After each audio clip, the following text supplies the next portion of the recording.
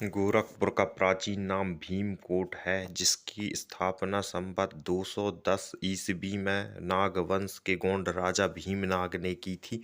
भीमनाग एक गोंड राजा थे जो कि नागवंशी थे और उन्होंने ही इसकी स्थापना की थी। इसके बाद जो है भीमनाग के ही वंश में स्कंदनाग, गणपतिनाग, भवनाग और भीतनाग हुए।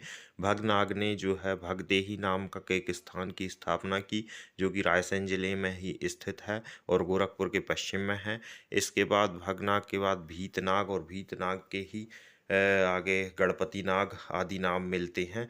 भवनाग की ही कन्या जो थी उनका नाम था मचंद्रा देवी। उन्हीं मचंद्रा देवी ने 290 ईस्वी में गोंड राजा माधव राय के पुत्र जगन्नाथ से विवाह किया था और इसके बाद जो है यह क्षेत्र गोंड राजाओं के आधिपत्य में आ गया। राजा भीमनाग के समय का ही मोघा में, जो कि देवरी के पास स्थित है, भीमकुंड स्थित है। वहाँ पे अनेकों जो है नागवंश के काल के अनेकों प्रमाण मौजूद हैं। गोरखपुर में भी नागवंश काल की अनेक प्रतिमाएं प्राप्त हुई हैं। इसके बाद जो है नागवंश की प्रतिमाएं विदिशा तक प्राप्त होती हैं, जो कि इस क्षेत्र को नागवंश कालीन साबित करती हैं। इसके बाद करहिया में, चांदा में और अन्य जगह जो है भी नागवंश काल की प्रतिमाएं प्राप्त होती हैं।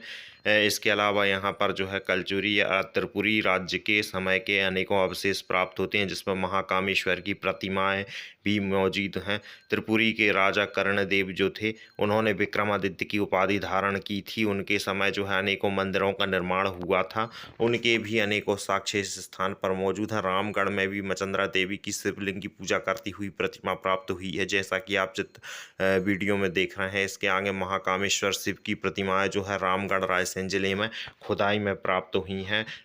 जैसे कि कलचुरी काल में जो है शिव दुर्गा, गणेश, नंदीश्वर और शिव पार्वती की पूजा होती थी। ये गोंडवाना कालीन चिन्ह जो है, जो शेर का जो चिन्ह है, यह भी जो है रामगढ़ में ही प्राप्त हुआ है, जो कि कर्णदेव का ही राज्य चिन्ह है। इससे ये सिद्ध होता है कि रामगढ़ में जो है ये नर्तक गणेश की प्रतिमा जो है, ये भी कलचुरी आर्ट्स का ही पहचान कराती है और कलचुरी के राजाओं द्वारा ही शिव दुर्गा, गणेश, नंदीश्वर और सूर्य आदि की पूजा की जाती थी और उनके काल की ही ये प्रतिमा है। महाकामेश्वर की प्रतिमाएं जो है, जैसा कि आप देख रहे हैं नीचे ये सामने दिखाई दे रही हैं।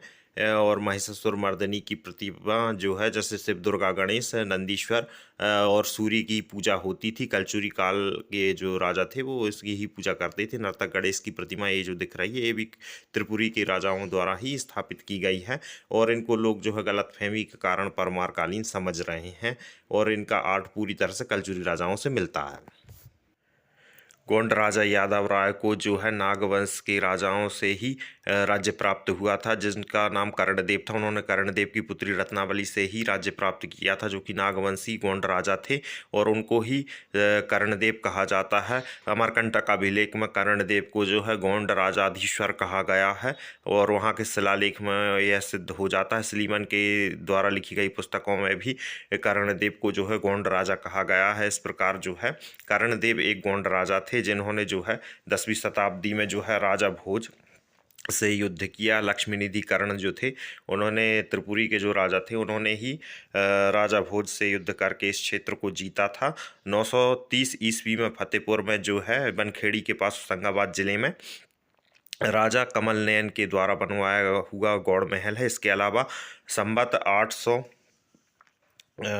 768 में अर्थात 711 सन में बाड़ी में चौकीगढ़ का किला गोंड राजा महासिंह के द्वारा बनवाया गया है।